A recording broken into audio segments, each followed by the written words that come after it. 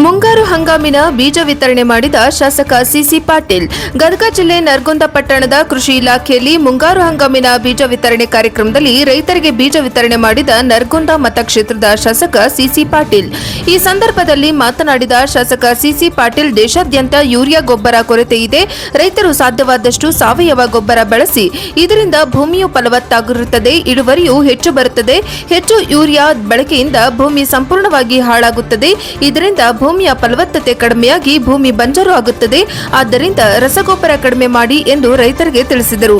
ನಂತರ ಮಾಹಿತಿ ನೀಡಿದ ಕೃಷಿ ಸಹಾಯಕ ನಿರ್ದೇಶಕ ಎಂಎಸ್ ಕುಲಕರ್ಣಿ, ನಮ್ಮಲ್ಲಿ urea 5550 metric ton, DAP 2785 metric ton, MOP 740 metric ton, sulphate 187 metric ton, ಇತರೆ ಗೊಬ್ಬರ 3976 ಮೆಟ್ರಿಕ್ ಟನ್, ಒಟ್ಟು 13341 ಮೆಟ್ರಿಕ್ ಟನ್ ಗೊಬ್ಬರ ಬೇಕು.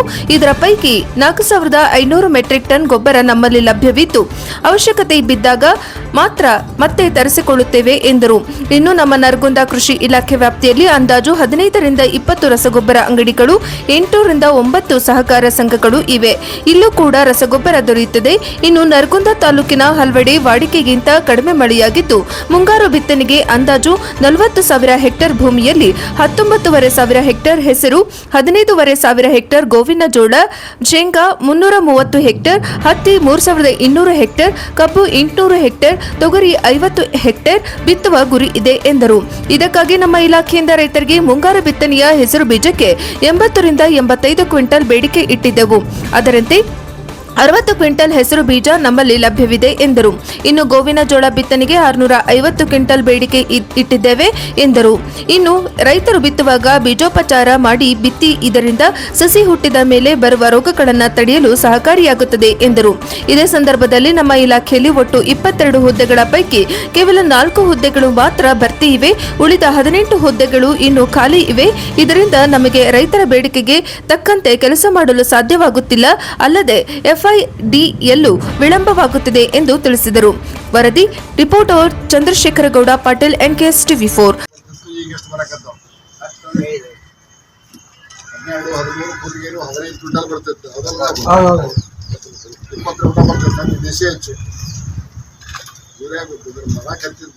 ರೈತರ ಭೂಮಿಯ ಫಲವತ್ತತೆಯನ್ನು ಉಳಿಸಿಕೊಳ್ಳೋಣ.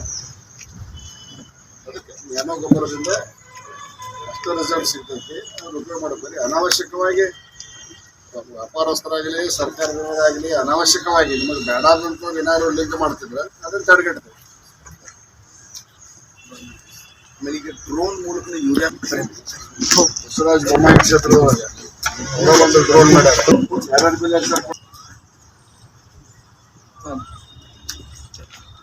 ಗೊಬ್ಬರ ಎಷ್ಟು ಸಾಧ್ಯಕತೆ ಅಷ್ಟು ತರ್ಸಕ್ಕೆ ಪ್ರಯತ್ನ ಮಾಡ್ತೇವೆ. ಆದರೆ ಟೋಟಲ್ ಈ ದೇಶಕ್ಕೆ ಗೊಬ್ಬರದ ಕೊರತೆ.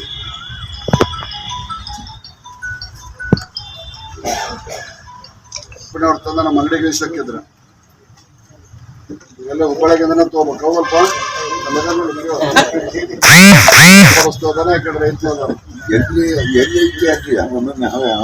ಹಾವೇರಿಗೆ ಹೋಗಿ ತಗೋಬೇಕು. ಮನೆಗೆ ಬಂದು ಇಳಿಸ್ತಿದ್ರೆ ಉದ್ರಿ ಕೊಡ್ತಿದ್ರೆ ಹೆಚ್ಚುವರಿ ಕೇಂದ್ರ ಮಾಡ್ತಿದ್ವಿ ಸರ್. ಮುಂಗಾರಿನಾಗ ಗೊಬ್ಬರ ಮಾಡ್ತೀರಿ? ಇಲ್ಲ ಸರ್, ಆರ್ಗ್ಯಾನಿಕ್ ಇದು ಸಾವಯವ ಗೊಬ್ಬರ ಅಷ್ಟೇ ಕೊಡ್ತೀವಿ ಸರ್. ಯೂರಿಯಾ ಗೊಬ್ಬರ ಇಲ್ಲ ಸರ್. ಮಾರ್ಕೆಟ್ನೊಳಗೆ ನೀವು ರೌಂಡ್ ಮಾರ್ಕೆಟ್ನೊಳಗೆ ಸೊಸೈಟಿಗೆ ನೀವು ಹೋಗ್ಕೋತಾ ಇರ್ಬೇಕು. ಯಾರು ಕೆಲವೇ ಮಂದಿಗೆ ಖರ್ಚೆಲ್ಲ ಕೊಟ್ಟು ಇನ್ನೊಬ್ಬ ವಂಚನೆ ಕೊಡುವಂತೆಲ್ಲ ಆಗಬಾರ್ದು. ರೇಟ್ ಬರ್ತೈತಿ, ಎಲ್ಲರಿಗೂ ಅರ್ಧ ಹಂಚ್ಕೊಂಡು ತಿನ್ನುವಂತೆ ವ್ಯವಸ್ಥೆ ಆಗಬೇಕು. ನಿಮ್ಗೆ ಏನಾರ ತೊಂದರೆ ಇದ್ರೆ ನನಗೆ ಹೇಳಿದ್ರೆ ನಾನು ಪೊಲೀಸ್ ಕಂಪ್ಲೇಂಟ್ ಕೊಟ್ಟು ಲೈಸೆನ್ಸ್ ಯೂಸ್ ಮಾಡಿಸ್ತೀನಿ.